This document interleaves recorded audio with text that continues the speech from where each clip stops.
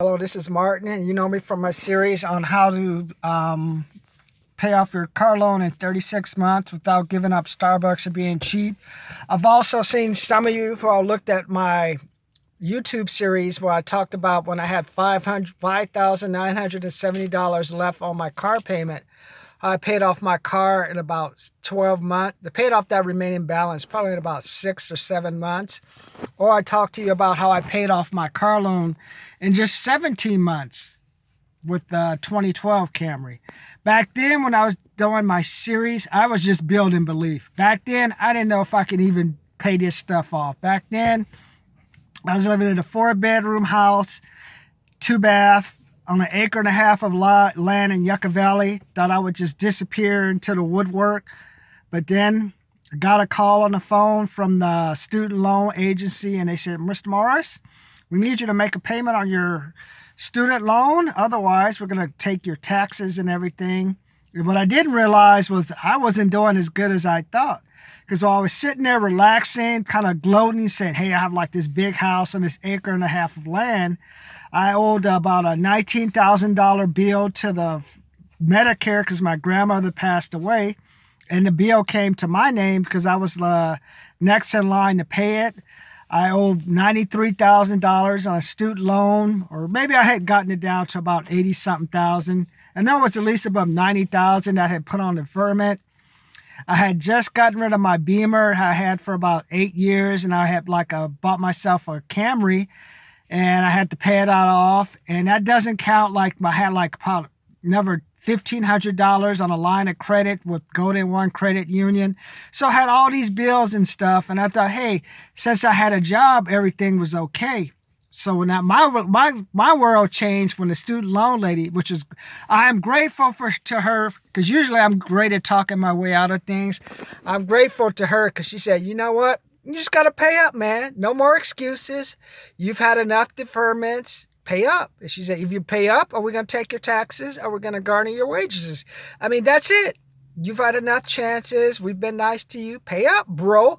And I said, and because I owed so much money on a line of credit, because I had also lost a couple of duplexes that I'll talk about that later, about how you people don't, how you assume people would pay their rent. You guys educated me. I mean, I had 2 duplexes in Yucca Valley, and not counting when I had my uncle and a friend living in my grandmother's house that passed away that I was trying to use as a rental. Brothers, white people, Mexicans, Asian people, you guys all convinced me, man, that so if you don't want to pay your rent, you don't pay your rent. Section 8, even Section 8 don't pay the rent. Had Section 8 people drop out of a contract. I don't know if they got shot or killed. I don't know. But after a Section 8 contract, that was the end of my rental experience. People, you try to they mess up your apartment. They want their security deposit back. That plus interest, even though they screw everything up. Had one lady, her cat was pissing all over the floor. She had her car parked in front of the house, leaking oil, and I got in trouble with the city on that. It's just people do crazy stuff. I didn't realize that. I thought, hey, I pay my rent and I pay my bills, but maybe that was karma for not paying the student loan and stuff. I thought I was paying my bills and stuff, but I wasn't doing the right thing, and I had to have that lady on the phone say, no, you need to do better, bro. You can do better, and I did do better. I went out and got a job at Macy's, that place that's laying off closing 125 stores, laying off 2,200 people, countless executives. And now that's not going to account the impact that you're going to get from the store is going to be closed. There goes the janitor. And who maintained the landscaping and all that stuff? And what about the local business in the area that they got residual money, like for the gas, people getting energy drinks. So not only do you have 125 stores closing, what about all those people that there's employees and stores supported? So that's a big loss, man. I mean, it's going to impact everyone. It's going to trickle down. Everyone is thinking like, oh, I'm fine. No, you're not fine. Especially if you say, oh, I work at Amazon. No, Amazon's not doing everything. You would think Amazon and all these warehouses, everyone's buying online. but they're not. I mean, Amazon has it locked, but as all these other ones like Prologis and all this other stuff, I mean, they're like basically dependent on all the, like a Macy's and other stuff to ship. So they're going to have a slowdown. And so that's going to trickle down. They don't need all the people in the warehouse. Not counting the 452 Pier 1 import stores that closed. So that's even more. That's even a bigger impact than the Macy's. I remember when I was younger, Pier Imports was a place you would go get exotic furniture. You could get a futon. You get like Hawaiian type, Oriental type stuff.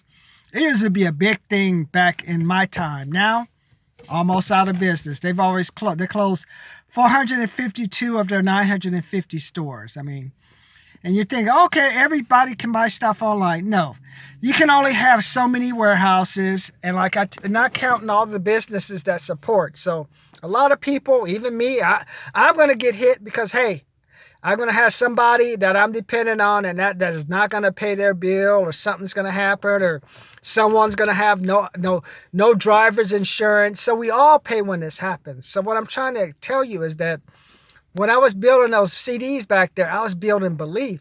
I was building maybe, just maybe I can pay off my debts. Maybe, just maybe, I can improve my circumstance, pay off my car loan. I need to get that car loan paid off because I had to pay the $19,000 Medicare, $19,157 Medicare bill that my grandmother had when she had surgery, and also that helped cover her stay at the convalescent home. I was paying $300 to home queue, and then I had the uncle and the friend who was living at the house. All I asked them to do was pay $300 for the house. And I was going to make a $4 profit. That's how people are. That's why I tell you about family and friends are the worst. No, the black man walking down the street, I'm not going to fuck you. I may hit you once or twice, but your family's going to fuck you forever. That friend that you think, oh, he's my buddy and stuff. No, that friend that's costing you time, costing you energy, crying all the time. Those are the ones. The strangers, you should be happy for the strangers. The strangers are your friends. Hey, at least they know they're going to do you. You're like, okay, your family and friends, oh, family is thicker than blood, blah, blah, blah. My philosophy is whenever a family and friend asks you for money, unless you can let that money go and expect it not to come back, don't do it. And if I were you, I would not beg for money from family members either. Just get a line of credit, use a credit card, do something. There's no use of you trying to get money from a family member. What happens if that family member wasn't around? You wouldn't go to them anyway, right? So just don't do it. And when they come to you and asking for money, say the same thing. Say, hey, I'm tight on money if I can't give it to you. But come on, man, we're blood. I helped you do that. That's okay. What does that have to do? What about if I was in jail or dead? Well, you going to come break me out of jail to give you some money? No, bro or sister, just let it go. I'm telling you.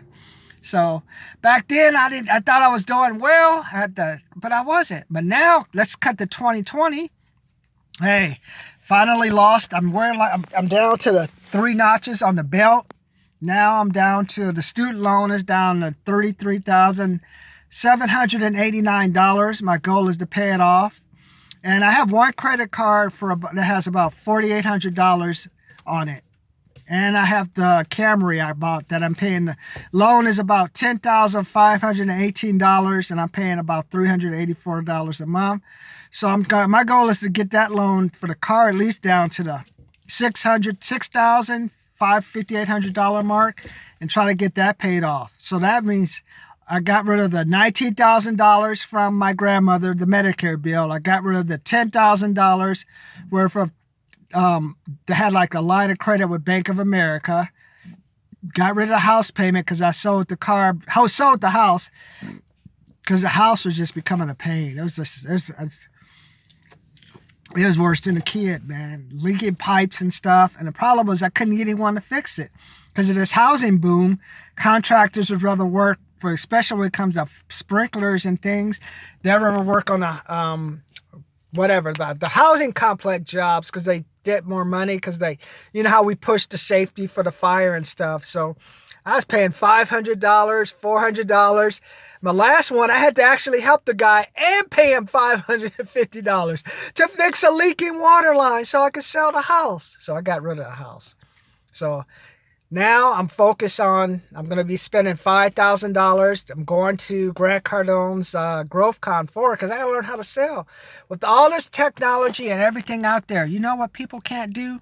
Sell. And you can only have so many people working in a warehouse. And like I told you, a lot of you people working in a warehouse, don't be surprised if you're not working in that warehouse much longer, because your bosses do like to do at Macy's, how they can check off your time and your performance and stuff. It's like, do I want this tattoo, muscle-bound psycho guy, or do I want this person with business skills? So they're going to 86 all those guys. So a lot of them will be out of work too. So like I say, this trickle-down effect, it's gonna impact me, it's going to impact you. And watch Macy's and all these warehouses change all the way they employ their people. Watch what I say. You don't believe me? Watch what I say. That's breaking news. Fulfillment Center, cover the tattoos, be a professional. Don't argue, because now with all these layoffs, Pier 1 Imports, 452 stores closing. You have Macy's, 125 stores closing, 2,200 people looking for work. You know what? As they transition to get back to their field or to their area, you know where they're going to be coming? Coming to your jobs, these fulfillment/warehouses jobs where I worked 30 years. And they're going to get rid of the knuckleheads, and they're going to bring them some professionals, just with a little bit of business experience. It's like, hey, I'm just sick of this guy. I don't know if he's going to go crazy, drug addict, him and his friends smoking outside. See what I say. But I want you to go back. Watch my videos on how I talked about how I paid off my car loan. Go back and watch. Look how I talked about with my student loan. Or hell, just go back and watch how I talked about how I saw a guy drop off his wife in front of Best Buy yesterday, 54 degrees weather. And he's like waiting on her in the car while she's waiting on someone, because at Best Buy, you have to knock on the door. And then the person has to open it up. So he's like, I care about you, honey. I'll make sure you get in there safe. Where it should be the flip. He should be going in and she should be going somewhere. Or she should be at home with the kids, because I know they got a kid for her to be working that early in the morning. So I know, watch that video. If you spend 6 seconds, why don't you spend 9 seconds? Go back.